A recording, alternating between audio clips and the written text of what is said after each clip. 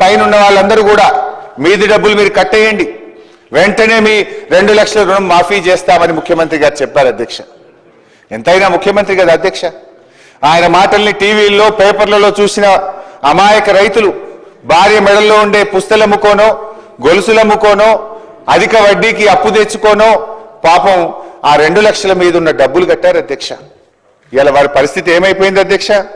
ముఖ్యమంత్రిని నమ్మిన పాపానికి అటు పాత అప్పు తీరలేదు, పైనుంచి కొత్త అప్పు కూడా మీద పడ్డది అధ్యక్ష. రైతుల పరిస్థితి గోడ దెబ్బ చెంపదెబ్బ అన్నట్టు తయారైపోయింది అధ్యక్ష.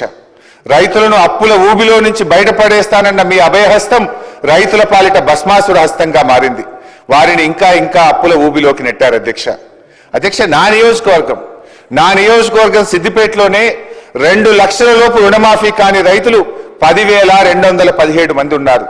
2 లక్షల పైన ఉండి రుణమాఫీ కానటువంటి రైతులు 12,632 మంది ఉన్నారు. మొత్తం 43,363 మంది రైతుల్లో 52% మందికి ఇంకా నా సిద్దిపేట నియోజకవర్గంలోనే ఇప్పటిదాకా రుణమాఫీ కాలేదు అధ్యక్ష. ఆదిలాబాద్ నియోజకవర్గంలో 17,000 మంది రుణమాఫీ కోసం ఎదురు చూస్తా ఉన్నారు.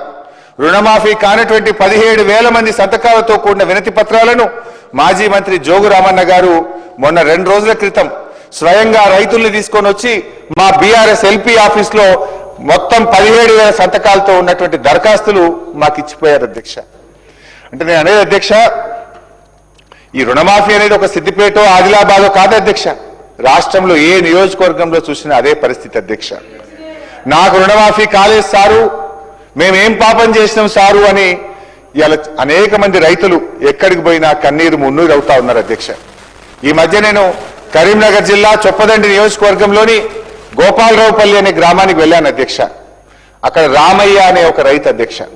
రామయ్య అనే రైతు నాకు ఇంకా రుణమాఫీ కాలేదు, నాకు 2,65,000 అప్పు ఉంటే ముఖ్యమంత్రి గారి మాటలు విని ఆ పైన ఉన్న అప్పు కట్టడానికి నా భార్య పేరు మీద మహిళా సంఘంలో అప్పు తెచ్చి మీద పైసలు కట్టే 2 లక్షల రుణమాఫీ కాలేదు, ఆ అప్పు మిగిలింది, కొత్త అప్పు అయిందని పాపం రామయ్య గారు అన్నారు అధ్యక్ష. అంటే ఇప్పుడు పాత అప్పుకు మీరు కొత్తగా చేయించిన అప్పు రెండింటికి వడ్డీ కట్టుండు పాపం రామయ్య అధ్యక్ష.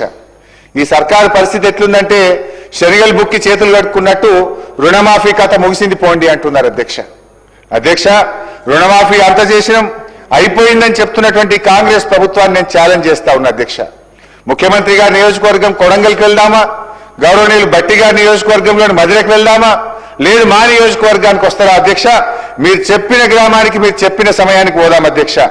ఎక్కడ పోయినా కూడా ఇంకా రుణమాఫీ కానటువంటి రైతులు ప్రతి గ్రామంలో వందల సంఖ్యలో ఉన్నారు అధ్యక్ష. మీరు దబాయించవచ్చు, నా నోరు మూయించవచ్చు అధ్యక్ష, కానీ దగాబడ్డ రైతుల కన్నీళ్లకు మాత్రం మీరు సమాధానం చెప్పక తప్పదు అధ్యక్ష. అధ్యక్ష, బడ్జెట్లో అధ్యక్ష గౌరవ బట్టి గారు 2024-25 పుస్తకంలో అధ్యక్ష 15వ పేజీలో ఒక మాట అన్నారు అధ్యక్ష. ఏమన్నారంటే అధ్యక్ష, చేతగానమ్మకు మాటలు ఎక్కువ అన్నట్లు రుణమాఫీలో పూర్తిగా విఫలమైన గత ప్రభుత్వ నాయకులు మా చిత్తశుద్ధిని శంకిస్తున్నారు అన్నారు అధ్యక్ష. ఇప్పుడు నేను అడుగుతా ఉన్న బట్టి గారు, మరి మాటలు ఎక్కువైంది ఎవరికో, చేతగానం ఎవరో ప్రజలకైతే అర్థమైంది బట్టి గారు, ఇంకా వేరే చెప్పాల్సినటువంటి అక్కర్లేదు అధ్యక్ష. అధ్యక్ష, రైతు భరోసా అధ్యక్ష, ఇలా రైతు భరోసా విషయంలో సమైక్య రాష్ట్రంలో అష్ట కష్టాలు పడ్డటువంటి రైతులకు స్వరాష్ట్రంలో కేసీఆర్ గారు కొండంత అండగా నిలిచారు. 24 గంటల ఉచిత కరెంట్ ఇచ్చారు, సాగునీరు ఇచ్చారు, సమయానికి ఎరువులు విత్తనాలు ఇచ్చారు. ఇంకా ఏదో చెయ్యాలని ఆలోచించి నా తెలంగాణ రైతుకు పెట్టుబడి కోసం ఎవరి ముందు చెయ్యి జాపొద్దని, ఆత్మగౌరవంతో పొలంకు వెళ్లాలని, ఆత్మహత్యలు ఆగాలని రైతు బంధు పథకాన్ని నాడు కేసీఆర్ గారు ప్రవేశపెట్టారు అధ్యక్ష. అధ్యక్ష, ఒకసారి గతాన్ని గుర్తు చేసుకుందాం. కరోనా ఉత్పాతం వచ్చింది, ప్రపంచాన్ని వణికించింది, అంతటా ఆర్థిక వ్యవస్థ కుప్పగూలింది.